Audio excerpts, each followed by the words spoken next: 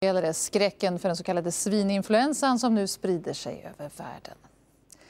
Frågan är hur befogad den skräcken är och om det verkligen handlar om en pandemi. När WHO kallar en smitta för pandemi så får det långtgående konsekvenser både för samhällsinstitutioner och företag. Men ansedda forskare ifrågasätter nu själva pandemibegreppet och även den planerade massvaccineringen.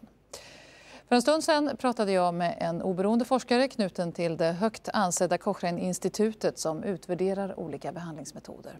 En forskare som är mycket kritisk till larmet som går över världen. This one seems to be a pretty mild form of disease, so I'm not sure that I understand all this worry, but there may be good reasons for it.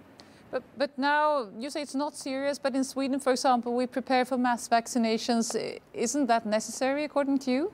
Vaccination in a pandemic, or so-called pandemic vaccines, well, we never know whether they'll work, because of course there is no target virus to test the vaccine against, usually.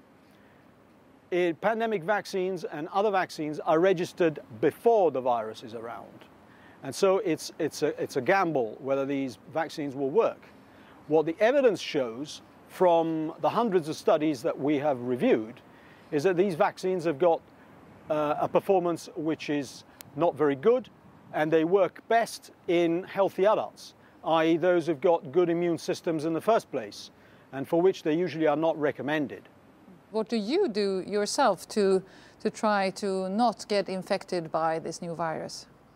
I wash hands, I don't shake hands anymore, I keep my distance from people, and I wash hands of my children, especially when they come back from school, and I insist that my older children are not at school anymore to wash their hands continuously.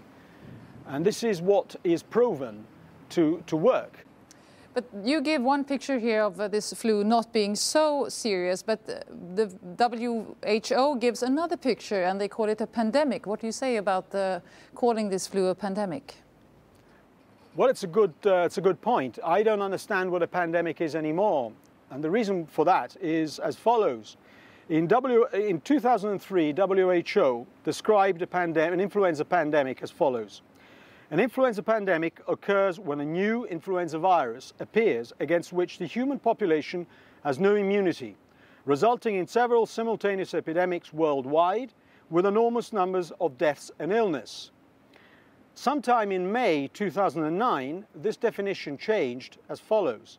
An influenza pandemic may occur when a new influenza virus appears against which the human population has no immunity.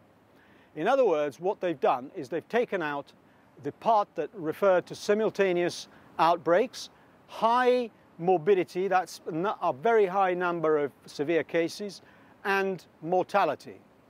So now this definition, this 2009 definition, could very well fit seasonal influenza. So I don't understand what the difference is anymore. But who is gaining this from this altered definition of a pandemic? Oh, the new definition lowers the threshold. It makes a pandemic now and possibly a pandemic going on for some time.